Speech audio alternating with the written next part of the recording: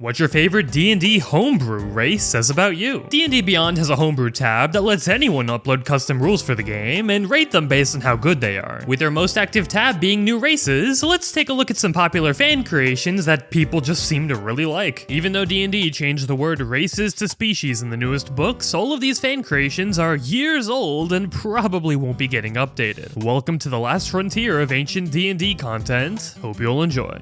Actual bread. You're getting upset that I drew the bread to have eyes and a mouth because the race canonically doesn't have either. Your backstory is somehow more complex than anyone else's in the party, and your DM is probably running a joke one-shot and said that everyone playing could use whatever homebrew they wanted. For some reason, you roleplay very seriously, with your characters always deep in thought. Laughter never had, jokes never told. The unchanging nature of your immortal bread's doughy cage is the only constant in this shifting reality. You also learned the mage hand spell so you could look like a floating piece of bread. Everyone else might find it hilarious, but this is very serious for you. Literal pig. With an eighth of the views of the race coming next and a 400-point rating, people who like the pig race really like the pig race. Also, gonna say it now, the second sentence says, your pig can be of any species, and with the new D&D change calling races species, means you can play as any species and call them a pig. I just thought that was funny. If you somehow got to play this race seriously, you've never had a session go without a problem. Some weird official D&D rule always clashes with the terrible rules for how this race works, like with how the Scraps Eater trait literally lets you spawn food out of thin air. Despite half the text of the race trying to fix what being a pig causes, you still wind up making things up on the fly to keep this unstable race afloat. Thankfully, I think the person who wrote this race was actually doing it for the bit, and I can sleep easy at night knowing none of you who like this race have actually used it in any serious games. Right? Shagua. It's just a magic cyclops, but you like the name because it makes them feel special. Having one eye was already cool enough on its own, then you delved into the lore and fell in love with their whole traveling merchant aesthetic, which came with its own set of ups and downs. You have a list of stereotypes for every other race, but none of them are racist, so even dwarves and elves will still tolerate you. And if your DMs would actually take the time to fully understand the lore behind your race, you'd play them in every campaign. Oroka Penguin. Being a penguin seemed funny, but then it took you a good half an hour to come up with a reason why your penguin would even be where the campaign begins. You decided that your lore was just going to be that your penguin is desperately trying to get back to the plane of water, and complains about how long it's taking more than any other character complains about anything. Your penguin also belittles everyone else for being land dwellers, almost like it's one of their pastimes. Compared to new official D&D races, you feel like a flimsy noodle power-wise, and reworked the race to be twice as strong. Ariad. You like the weird way the designer wrote this homebrew because it doesn't take itself too seriously. You're a bit upset that every D&D race gets to be small now, so Ariad being small isn't special anymore. Getting expertise in 3 different skills from a race is overpowered any way you swing it though, and the only times you got to play this race were when your dungeon masters thought all 5e homebrew online was official content. For the most part though, you just really like warrior cats and Puss in Boots.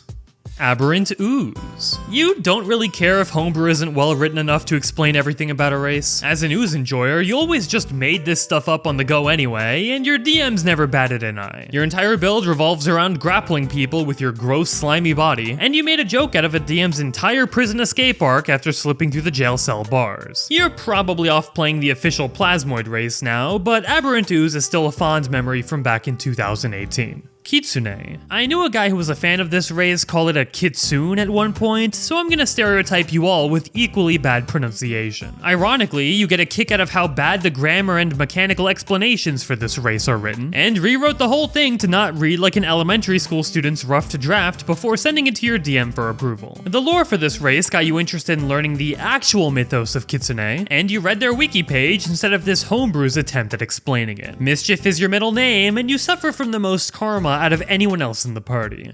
And guess what? I got tired of dealing with all the mediocre homebrew online and did exactly that. So I accidentally published another book again, filled with all my anime-inspired D&D homebrew for 5th edition, including rules for the new 2024 rulebooks. Play as a species of undying elves, undead that channel energy through orbs on their bodies, and fairies because WotC couldn't do them justice, so I had to step in. We got the usual, tons of anime-themed magic items, spells, monsters, you name it. But this time around, there's archetypes you can plaster to characters to give them a burst of personality and a slew of positive and negative traits, along with transformations that build up energy throughout a campaign to then be unleashed during clutch moments. If you want to try them out, there's pages from the book linked on the website you can download and play with free of charge. Only one printing run's going to be confirmed right now, and there's only going to be 30 days to snag a copy before the pre-order store closes. Check it out using the link down below, and let's get back to the dubious homebrew on D&D Beyond. Possessed Chair. Bro, how is this one of the higher rated brews on the site? What is going on? Like, I feel like it's just gonna look like I'm unfairly bashing the race just because the style of this video series doesn't show the abilities, but I'm breaking the format here. Just look at this. Seeded immunity repeats the same wordings and calls the frightened condition health related for some reason. You have advantage on stealth as if anyone is gonna assume a chair is ever sentient. It uses some of the same wordings from the pig race, but these are made by two different people, so did the chair homebrew copy the style? If so, why? This is your favorite race just to show to people and say, heh, in D&D you could even be a floating chair. Funny, right? That also goes for the pig and bread races, by the way.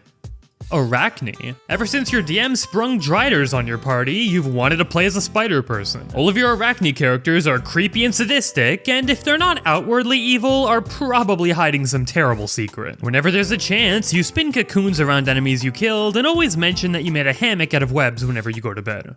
Awakened Skeleton. You just think skeletons are cool. Everybody you know, though, can't hold themselves back from Sans the Skeleton jokes and other dead memes that you avoid the funny skeleton trope entirely now. No glowing eyes, no trumpets, no exaggerated voice or quirky laugh. You also have a fascination with realistic weapons and armors in gaming, and are a huge fan of dark, creepy black and white art.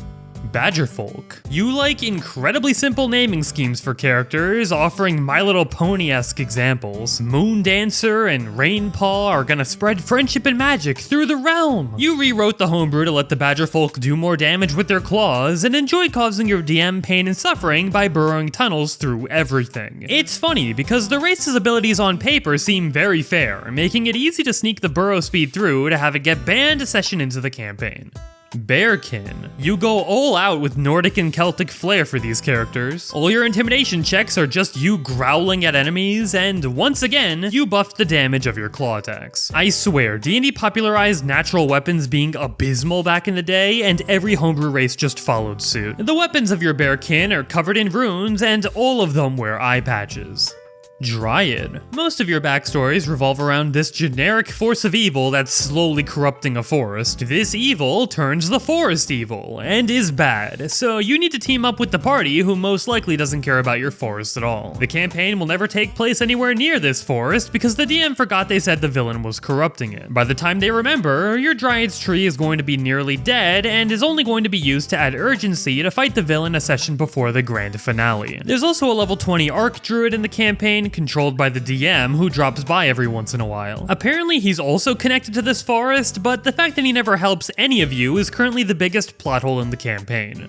Elforc. You're a huge fan of the older edition's ways of writing lore for the races, and work a lot of older Forgotten Realms history into your characters. You play into a lot of stereotypes, sure, but also break the mold just as often. You enjoy homebrew that breaks the status quo while also staying true to the roots of D&D. Your elf orcs also get a lot of sympathy from everyone else in the party, and have the easiest to follow and most interesting character arcs in the whole campaign. Fairy. You've never played a D&D race with good tiny mechanics, and that didn't start with this race. At least the D&D Beyond version. Still, it was a good start, and you've been trying to perfect a tiny player character rule set for years now. You love taking cover behind other characters, shooting snide comments at everything that breathes, and constantly trying to avoid the allegations of being Navi from The Legend of Zelda or Tinkerbell. Knoll. You will laugh at literally anything, and half of your TikTok For You page is just ASMR crushing videos. The terror of your characters comes with how violently crazy they get, and how quickly they'll go from 0 to 100 on everything. Yinogu is also your favorite demon lord, and your Knoll is way too comfortable sharing that fact with everyone. Half-Dragon. You wanted to play a better Dragonborn. You also didn't like the basic Dragonborn's lore and wanted something more customizable? Which is weird because you still haven't figured out how your character's mom and dad even had you in the first place. You stuck a pin in that for now though, just explaining it like a 12-year-old kid by saying babies are made when two people kiss and left it at that. Half Medusa. You love the aesthetic of having snakes for hair and enjoyed all the options you had for finding good character art online. DMs are terrified that you'll stunlock their bosses with your Gorgon gaze, and you're terrified to ask if your unarmed strikes could be buffed because you know how OP the rest of your kit is. Mousefolk. So D&D Beyond died on me while I was trying to research for literally the highest rated homebrew race on the website, so I guess we're just using a popular one from Reddit instead. Although only 2.5 feet tall on a good day, you like that the designer just made them small sized instead of cobbling together tiny creature rules. You love that Mousefolk have sub races, which for some reason is a rarity in the homebrew scene. Being a feisty little beast is also just a lot of fun, and you go feral on anyone who brings size into a roasting competition.